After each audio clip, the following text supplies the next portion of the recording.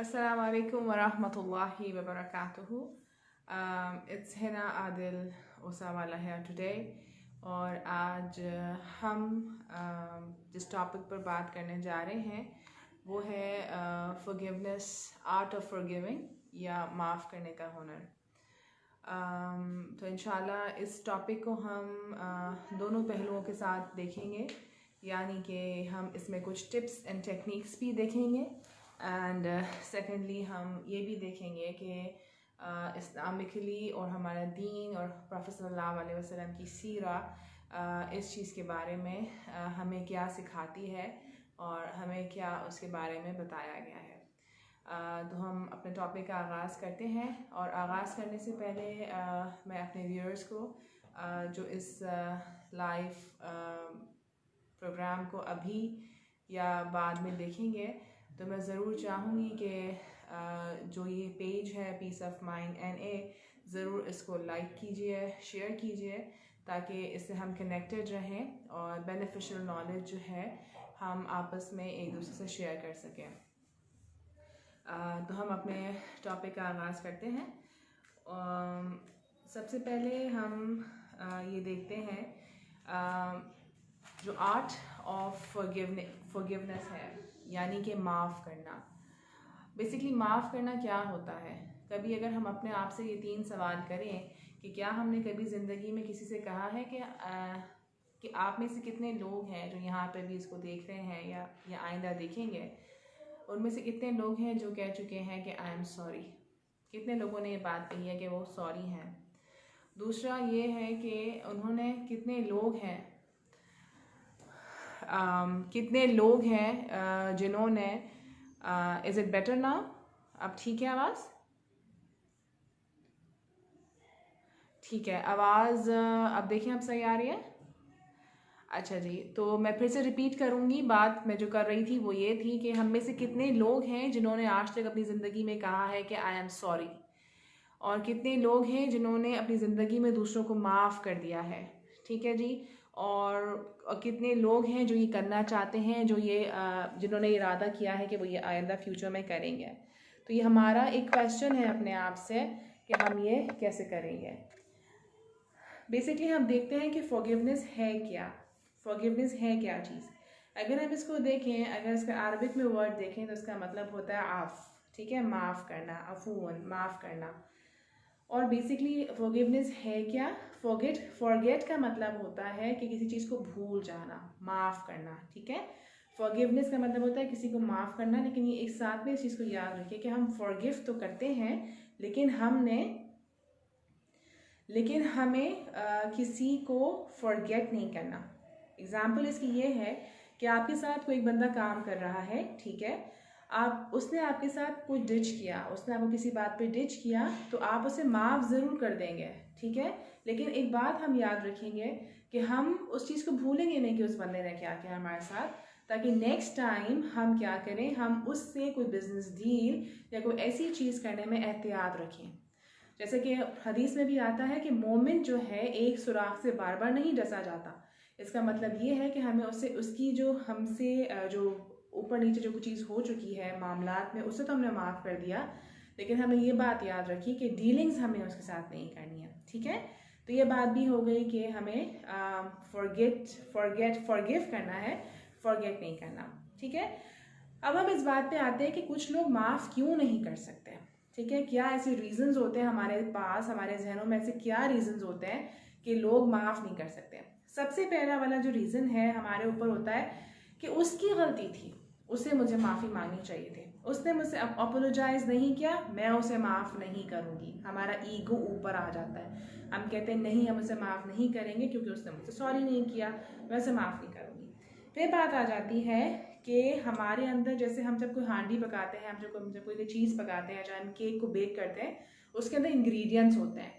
तो इसी तरीके से हर इंसान के अंदर अल्लाह सुब्हानहू व तआला ने कुछ इंग्रेडिएंट्स डाले हैं। ठीक है, तो कभी कभी क्या होता है, वो फॉरगिवनेस का इंग्रेडिएंट इंसान के अंदर कम हो जाता है, तो इस इंग्रेडिएंट को बढ़ाने की ज़रूरत है। जब वो इंग्रेडिएंट लैक करेगा हमारे अंदर, वो नहीं मौजूद होगा, तो फिर हम लोगों को फॉरगिव नहीं कर सकेंगे। ठीक है, इसके बाद ये हमारे दिमाग में एक ये भी चीज़ होती है कि अगर हमने किसी को माफ़ कर दिया, अगर हमने किसी को सॉरी कर दिया, किसी को माफ़ कर दिया, हम वीक हो जाएंगे।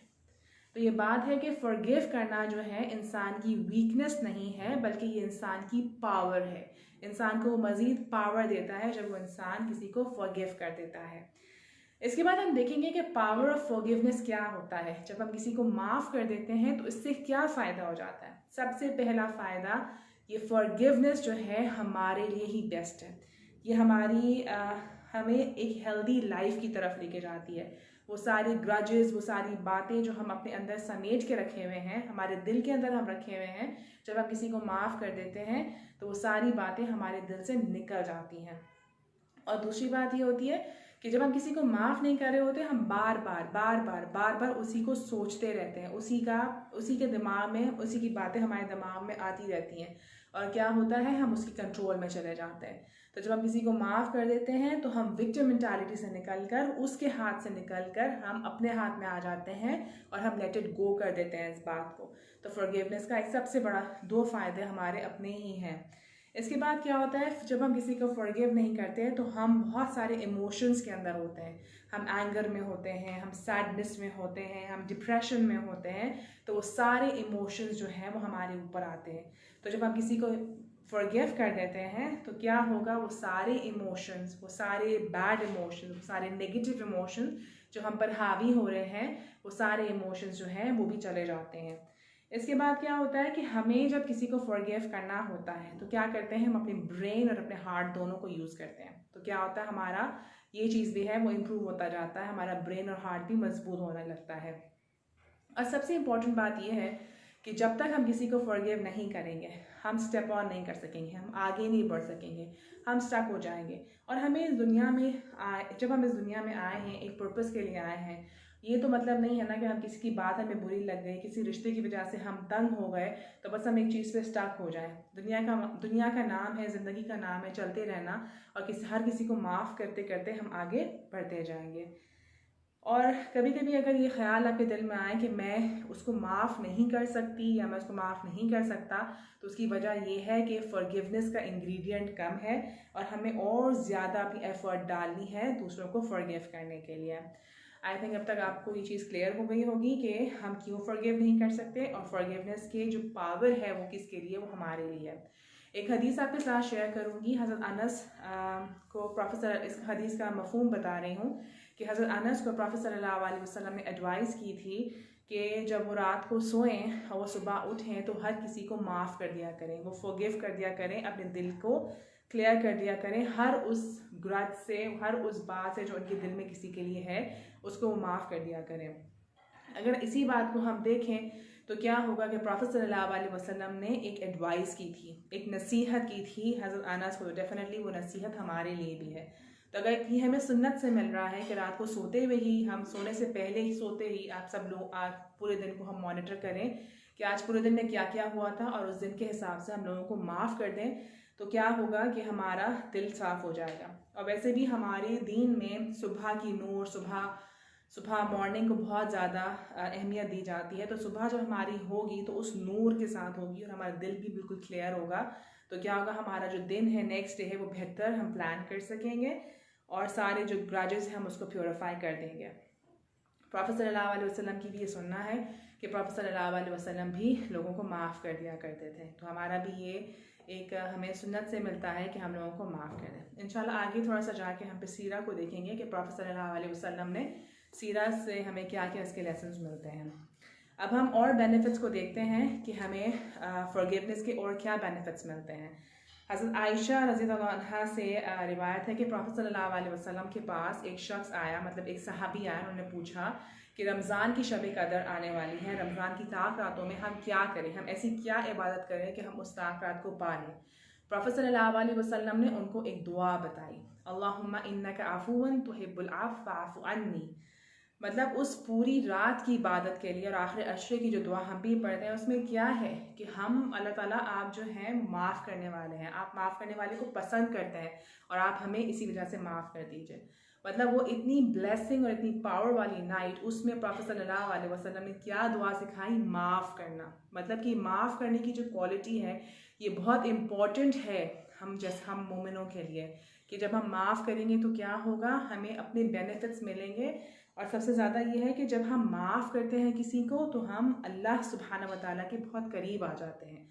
एक और हदीस में आता है कि अगर तुम चाहते हो कि अल्लाह सुब्हानहू व तआला तुम्हें माफ़ कर दे तो तुम भी लोगों को माफ़ किया करो। ये मुस्नद अहमद की हदीस है कि जब हम चाहते हैं कि लोग हमें माफ़ करें तो हम भी लोगों को माफ़ करें। दूसरा, नॉर्मली हम दुनिया में देखते हैं कि कभी कभी जब लड़ाई झगड़े होते हैं तो लोग कहते हैं हम तुम्हें नहीं छोड़ेंगे और हम तुम्हें आखिरत में तुमसे देख लेंगे, हम तुम्हें आखिरत में देख लेंगे। आखिरत का ये जो सारा झगड़े का जो है ना, हम तुम्हें आखिरत में देख लेंगे, तुम्हें क़यामत में देख लेंगे। ऐसा प्लीज़, ऐसा कहने से पहले हमें बहुत सोच लेना चाहिए, क्योंकि हमें नहीं पता दुनिया में आई फील कि मैं विक्टिम हूँ, मुझे किसी ने हर्ट किया है। आखिरत में क्या पता पैटर्न स्विच हो जाए, क्या पता कि मेरी सारी चीज़ें उसके पास चली जाए अल्लाह सुब्हानहू व तआला के जिसमें, क्या पता मेरी गलती हो और मुझे ही पे करना पड़ जाए। तो कभी भी ऐसा मत कहें, आप दुनिया के अंदर ही अपने सारे प्रॉब्लम्स, अपने सारे ग्रजेस दुनिया के अंदर ही माफ़ कर दें, जैसे कि प्रॉफेट की सुन्ना है, दुनिया के अंदर ही माफ़ कर दें। आखिरत में, महशर में, क़यामत में हमें नहीं पता उस पर क्या पोजीशन हो जाती है, तो इसलिए बेहतर है कि हम इस तरह के मामलात और इस तरह की डेयर जो हैं वो ना दें। ठीक है जी। अब हम एक ऐसे 5 तरीके देखते हैं जिसकी वजह से वो हमें हेल्प आउट करेंगे कि हम दूसरों को कैसे माफ़ करें। ठीक है जी। ये थोड़ा प्रैक्टिकल लेके मैं चली हूँ, विद प्रैक्टिकल एंड विद सुन्ना practice also, because we know that, हमें पता है कि हमें फॉरगिव करना है, हमें पता है कि हम जब फॉरगिव करते हैं तो हम अल्लाह सुब्हानहू व तआला के करीब चला जाते हैं। लेकिन कभी कभी कुछ बातें ऐसी होती हैं कि सब कुछ जानने के बावजूद हम ये नहीं कर सकते, तो हम थोड़ी सी प्रैक्टिकल एस्पेक्ट्स भी देखेंगे और फिर उसको हम सुन्ना से भी देखेंगे। अच्छा जी, थोड़ा सा हमारा जो माइंड सेट है, everything is in our mind. हमारा माइंड जो है हर चीज़ वहीं से जनरेट होती है, तो बेसिकली हमें अपना थोड़ा सा माइंड सेट चेंज करना है। जैसे कि सूरह बकरा आयत नंबर 263 में भी आया है कि forgiveness is better than any charity. मतलब कि आप जो फॉरगिव करते हो, किसी को माफ़ करते हो, तो क्या है, वो हर उस सदका से बेहतर है जो हम करते हैं। तो अगर हमारे माइंडसेट में ये आ जाएगा, जिस तरह हमारे माइंडसेट में ये है कि हमें रोज़ सदका करना है, ठीक है, हम कहते हैं ना कि रोज़ सदका करें ताकि हम जो है बलाओं से बच जाएं, मुश्किलात से बच जाएं। तो इसी तरीके से अगर हम फॉरगिवनेस को एक सदका के तौर पर लेते हैं कि फॉरगिवनेस इज़ द बेस्ट सदका, वो सबसे इम्पोर्टेंट सदका है, तो डेफिनेटली जब हम रात को सोएंगे तो वो सदका हम दे के सोएंगे। जैसे कि हदीस में आता है कि रात को सोते वक्त आप जो है सारे लोगों को माफ़ कर दो, तो ये चीज़ भी आ जाएगी इसके अंदर। ठीक है।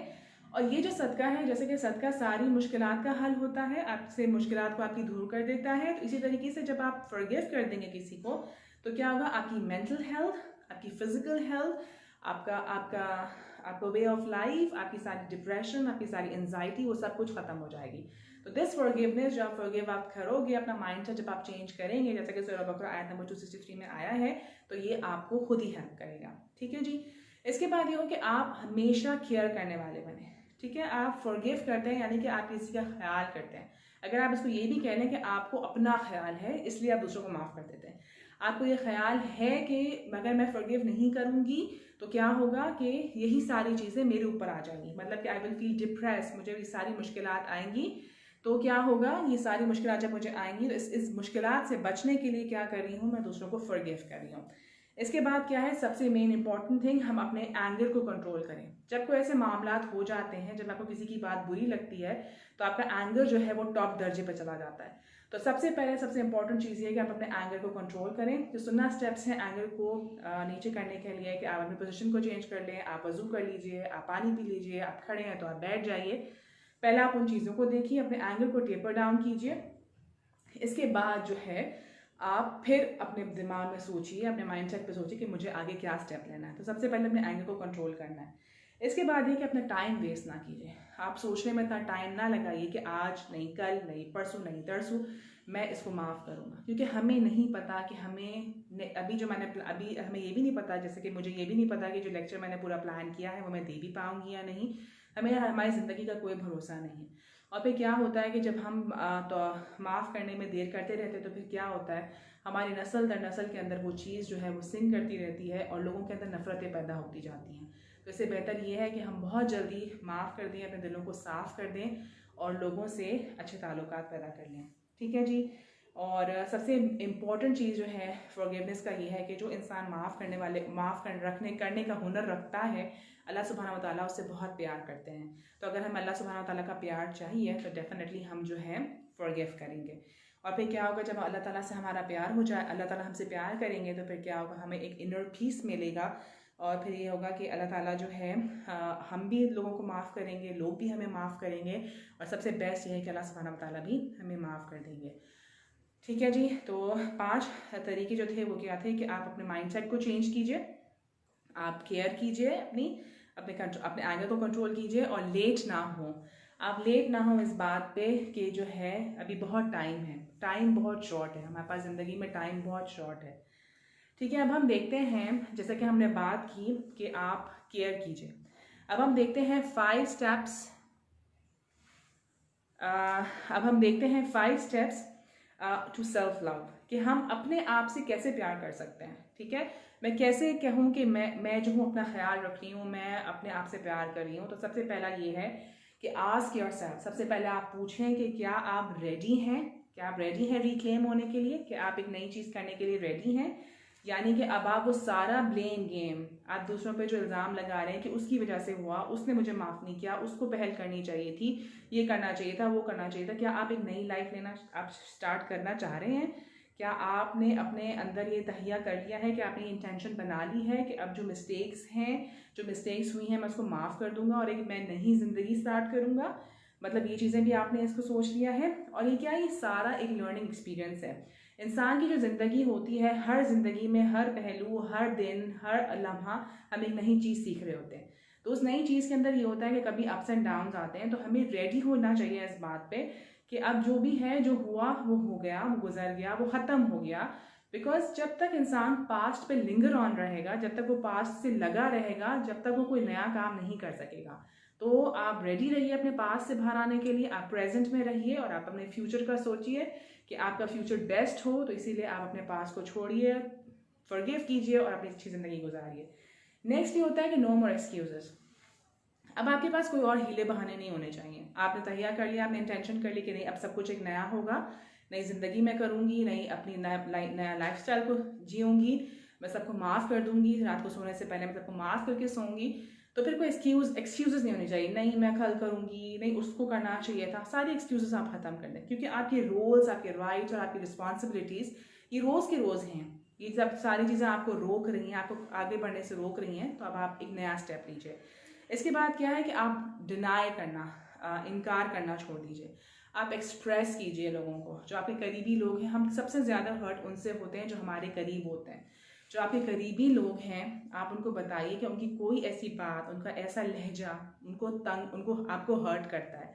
हम कभी कभी बहुत अपने आप को सुपरनैचुरल समझते हैं और हम कहते हैं कि नहीं भाई हमें तो कोई चीज़ हर्ट नहीं करती, लेकिन असल में क्या हो रहा होता है, वो चीज़ हमें हर्ट कर रही होती है और हमारे अंदर वो बैठ जाती है और फिर हम उसको आगे आगे लेके चलते हैं। जैसे कि कहते हैं कि जब हम दिल में बातें रखना शुरू कर देते हैं तो क्या होता है कि हमारे अंदर, ब्लड के अंदर जो है वो क्लॉट्स बनना शुरू हो जाते हैं। ठीक है, और वो क्लॉट्स बनते बनते क्या होता है, वो फैटी क्लॉट्स बन जाते हैं, जिसका मतलब ये होता है कि हमारे ब्लड में कोलेस्ट्रॉल लेवल ज़्यादा हो जाता है। फिर लोग कहते हैं कि हम तो ये नहीं खा रहे, वो नहीं खा रहे, फिर भी कोलेस्ट्रॉल ज़्यादा आ रहा है। वो कोलेस्ट्रॉल इसलिए ज़्यादा आ रहा होता है कि आपके जो दिल के ग्रजेस हैं, आपकी टेंशन, आपके डिप्रेशन, उसको नेचुरली तौर पर आपके कोलेस्ट्रॉल को बढ़ा रहे होते हैं। तो सारे जो ग्रजेस हैं वो आप निकाल दें और इनकार करना, आप लोगों को ये बताना शुरू करें कि हाँ आपका ये रवैया, आपका ये अंदाज़ मुझे बुरा लग रहा है, तो लोग उसको सही कर लेंगे। इसके बाद ये है कि हम बड़े मज़े से, मैं कह रही हूँ कि माफ़ कर दें, उसको माफ़ कर दें, जिसने आपके साथ बुरा किया उसको आप माफ़ कर दें, लेकिन रियल में, ज़िंदगी में ये करना वैसे बहुत मुश्किल है, आसान नहीं है। ये इतना कुछ हम जानते हैं, इतना कुछ हम पढ़ते हैं, लेकिन इसके बावजूद भी हमें पता है कि ये आसान नहीं है। तो क्या होता है कि फॉरगिवनेस का मतलब ये नहीं है कि वो मेमोरी आपके दिमाग से निकल जाएगी। फॉरगिवनेस का मतलब ये नहीं है कि कोई ऐसी चीज़ जो आपके साथ दुनिया में हुई है, वो ज़िंदगी में हुई है, वो आपकी मेमोरी से निकल जाएगी। वो आपकी मेमोरी में तो रहेगी, लेकिन फॉरगिवनेस पता है असल में क्या चीज़ है? फॉरगिवनेस असल में वो चीज़ है कि आप दिल से उस बंदे के लिए दुआ करें, आपके दिल में ये इंटेंशन हो कि अल्लाह सुब्हानहू व तआला उसको क़यामत के दिन इस वजह से कोई सज़ा ना दे, आप उसको माफ़ कर दें उस सेंस में कि आपके दिल में कोई बुराई नहीं हो, कि खुदा ना खास्ता उसके साथ कुछ बुरा हो तो आपको खुशी महसूस हो। That is not forgiveness. Forgiveness ये है कि आप उसके लिए अच्छा सोचें, आप उसके लिए दुआ करें। वो बैड मेमोरी हमारे दिमाग में रहेगी, वो आहिस्ता आहिस्ता आहिस्ता जाके वो हट जाएगी। लेकिन आपने फॉरगिव कर दिया, इसका मतलब है कि आप उसके लिए दुआ करें और आप आखिरत में उसके लिए बुराई ना चाहें। दैट इज़ फॉरगिवनेस, ठीक है। और हम कभी भी कहते हैं एवरीथिंग इज़ फाइन, सब कुछ ठीक है, सब कुछ ठीक है। ठीक है, सब कुछ ठीक है, इट्स गुड, बहुत अच्छी बात है कि सब कुछ ठीक है, लेकिन कभी कभी सब कुछ ठीक नहीं भी होता। तो आप जो है वो भी बता दें कि जी ये सब ठीक नहीं है, ऐसा नहीं होना चाहिए, और जो है इससे बेहतर भी और कुछ हो सकता है। ठीक है जी। अब हम देखते हैं मज़ीद 7 और स्टेप्स कि हम फॉरगिवनेस की तरफ और कैसे आगे जा सकते हैं। सबसे पहले तो ये है कि आप एक्नॉलेज करें, आप इस बात को रियलाइजेशन करें कि हाँ ये चीज़ मैं इस चीज़ पर मैं हर्ट हुई थी, ठीक है ना। इसके बाद आप देखिए कि वो जो आप जिस चीज़ पे हर्ट हुए थे उसका पेन कितना ज़्यादा इंटेंसिव था, कितना था वो पेन। उसकी अगर हम स्केल 1 to 10 पे जाएं तो उस पेन की कितनी वो थी, कहाँ पे आएगा वो पेन, 1 था, 2 था, 3 था, 4 था। इसके बाद आप देखें कि उस पेन ने आपको कितना इफेक्ट किया, फिजिकली, मेंटली, मोरली, कितना आपको हर्ट किया उस पेन, ठीक है। इसके बाद ये आप एक्सेप्ट करें कि you can not change the past. जो हो गया गुजर गया, अब आप उसको नहीं बदल सकते, आप उसको एक्सेप्ट कर लीजिए, ठीक है।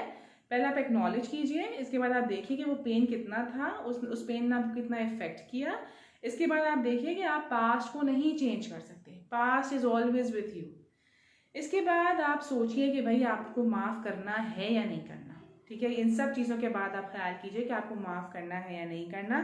इसके बाद अपने आप को रिपेयर करना शुरू कीजिए कि अगर मैं करूँगी तो क्या होगा और मैं नहीं करूँगी तो क्या होगा। इसके बाद कुछ नॉलेज, कुछ पढ़ें फॉरगिवनेस के बारे में, अच्छाइयों के बारे में, बेस्ट चीज़ों के बारे में। इसके बाद सबसे आखिरी स्टेप, आप माफ़ कर दीजिए। अल्लाह सुब्हानहू व तआला का एक नाम है आफून करीम, ठीक है।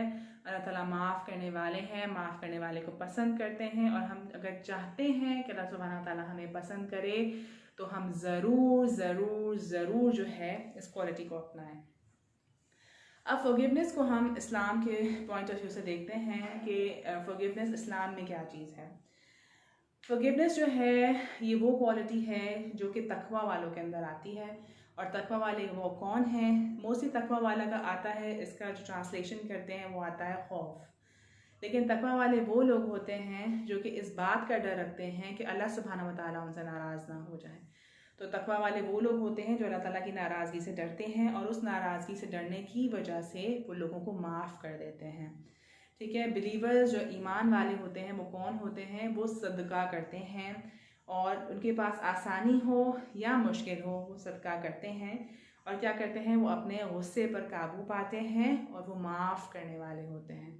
तो वो बिलीवर्स होते हैं, वो ईमान वाले होते हैं जो माफ़ करने वाले होते हैं, और अल्लाह ताला उनके लिए बहुत सारे दरवाज़ों को खोल देते हैं।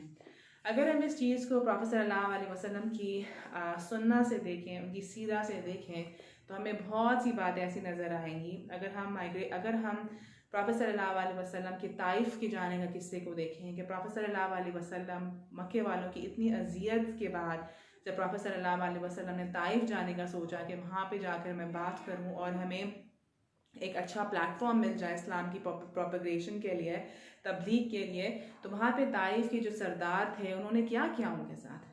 वहाँ के जो आवारा लड़के थे उनको प्रॉफेट सल्लल्लाहु अलैहि वसल्लम के पीछे दौड़ा दिया और वो लोग उनको पत्थर मारते रहे यहाँ तक कि वो खून से लहू लहान हो गए। ये सब उनका एक हम स्टोरी हम बचपन से सुनते आ रहे हैं। लेकिन प्रॉफेट सल्लल्लाहु अलैहि वसल्लम ने क्या कहा? जब जिब्रील अलैहिस्सलाम जो है वो प्रॉफेट सल्लल्लाहु अलैहि वसल्लम के पास आए और उन्होंने कहा कि ये पहाड़ों का फरिश्ता मेरे साथ है, अगर आप कहें तो हम ये फरिश्ता जो है उनको इस वादी को तबाह कर देगा। लेकिन प्रॉफेट सल्लल्लाहु अलैहि वसल्लम ने कहा नहीं, इन्हीं में से कोई खैर निकालने वाला हो जाएगा। इससे पहले भी जब वो लहू लहान थे, इसके बावजूद भी वो अल्लाह ताला से दुआ मांग रहे थे कि अल्लाह ताला तू राज़ी है तो सब कुछ है, मुझे कोई तकलीफ, मुझे कोई इनसे कोई गिला नहीं है, मैं सबको माफ़ करता हूँ, तू राज़ी है तो सब कुछ सही है। इसके बाद अगर आप देखें सारी चीज़ों में, हर चीज़ में एक ये भी किस्सा हम सुनते हैं, बचपन से हम सुनते आ रहे हैं कि एक औरत थी जो प्रॉफेट सल्लल्लाहु अलैहि वसल्लम को कचरा फेंक देती थी। एक दफ़ा उसने कचरा नहीं फेंका तो प्रॉफेट सल्लल्लाहु अलैहि वसल्लम को खुश होना चाहिए कि भैया कचरा आना बंद हो गया।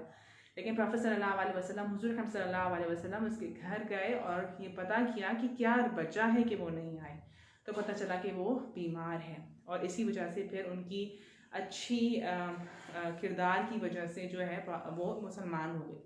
तो हमारा दीन हमें क्या सिखाता है? हमारा दीन हमें अपने इखलाक से लोगों को अपनी तरफ करने का कहता है, और इसमें सबसे बेस्ट यही है कि हम दरगुजर को अपनाएं, माफ़ करने को अपनाएं, और इंशाल्लाह क्या होगा, इससे हमारी चीज़ें और बेहतर होती चली जाएंगी।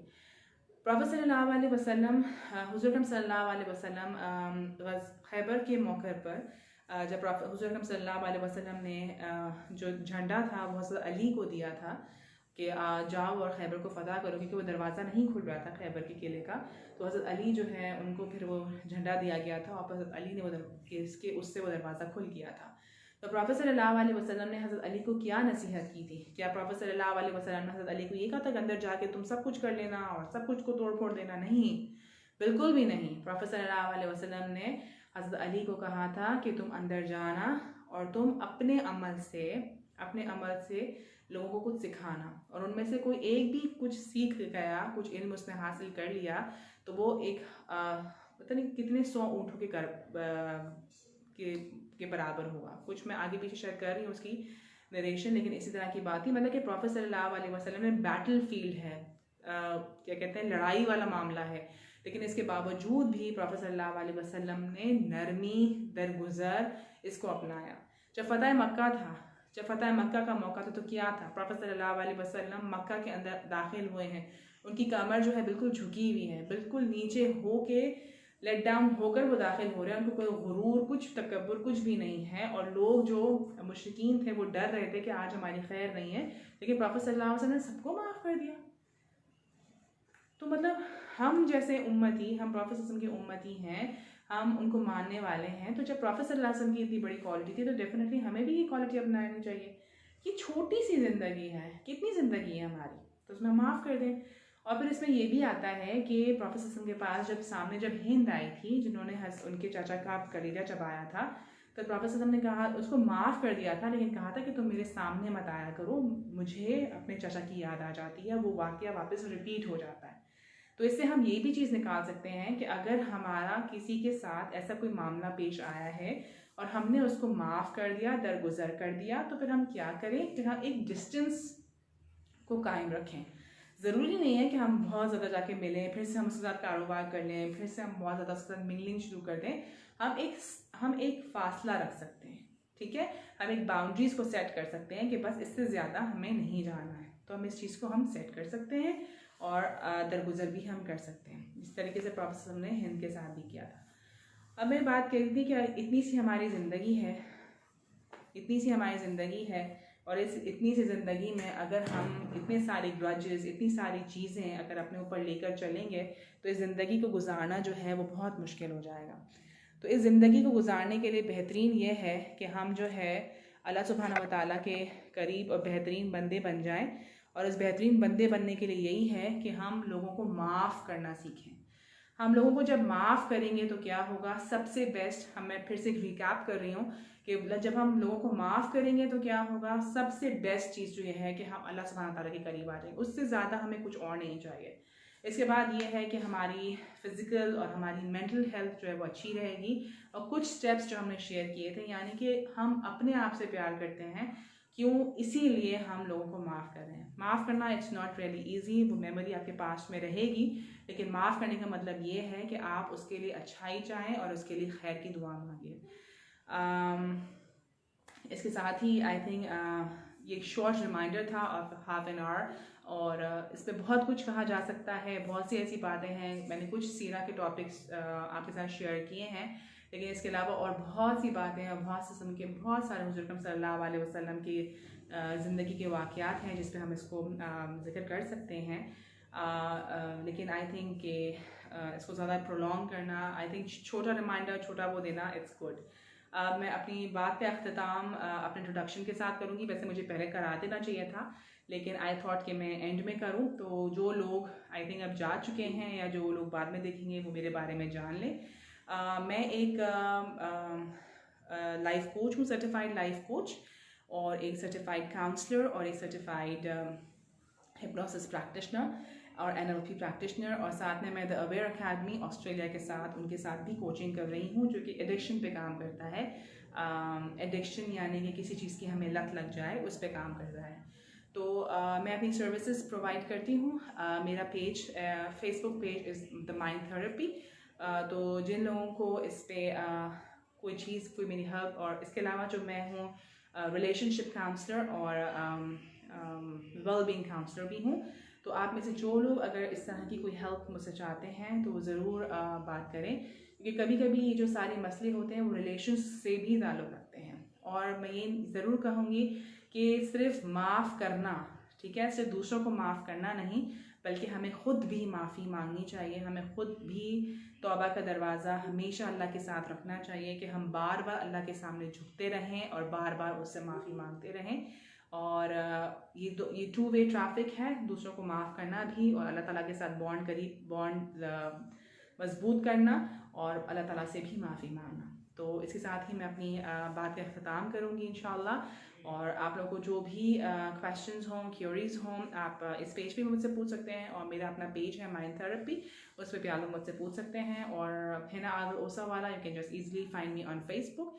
और इसके अलावा कोई क्वेश्चंस हो तो ज़रूर आप पूछिएगा इंशाल्लाह। इंशाल्लाह फिर मिलते हैं। अस्सलामु अलैकुम वरहमतुल्लाहि वबरकातुहू।